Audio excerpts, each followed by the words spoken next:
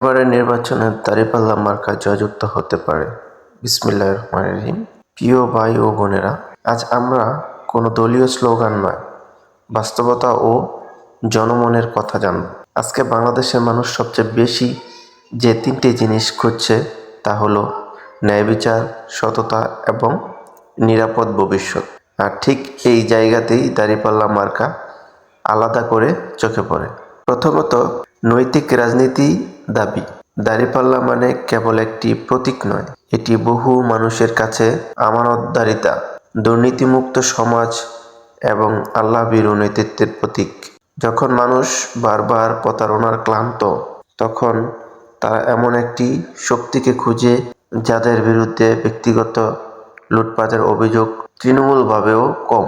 দ্বিতীয়, তৃণমূল ভিত্তিক সংগঠন ও কর্মী শক্তি। গ্রাম থেকে শহর, শিক্ষক, ইমাম, ছাত্র ও সাধারণ মানুষের সঙ্গে দাঁড়িপাল্লার দীর্ঘদিনের সামাজিক সংযোগ রয়েছে। দুর্যোগ, শিক্ষা, দাওয়াত ও সমাজসেবা তাদের পরিস্থিতি মানুষ ভুলে যায় না। নির্বাচন আসে যায়, কিন্তু এই কাজগুলো রয়ে যায় মানুষের স্মৃতিতে। আর তৃতীয় নম্বর হলো বিকল্প শক্তির প্রয়োজন।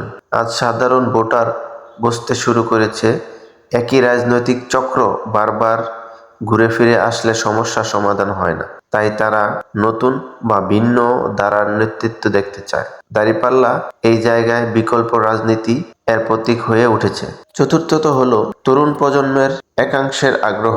নৈতিকতা, ইসলামী মূল্যবোধ ও সামাজিক ন্যায়ের কথা যখন যুক্তির সঙ্গে উপস্থাপন করা হয়, তখন অনেক সচেতন তরুণ সেটাকে গুরুত্ব দেয়।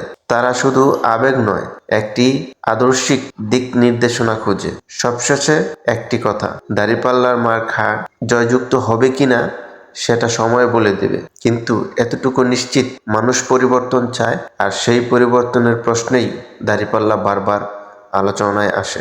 আল্লাহ আমাদের সবাইকে সত্য বুঝার তৌফিক দান করুক। আমিন।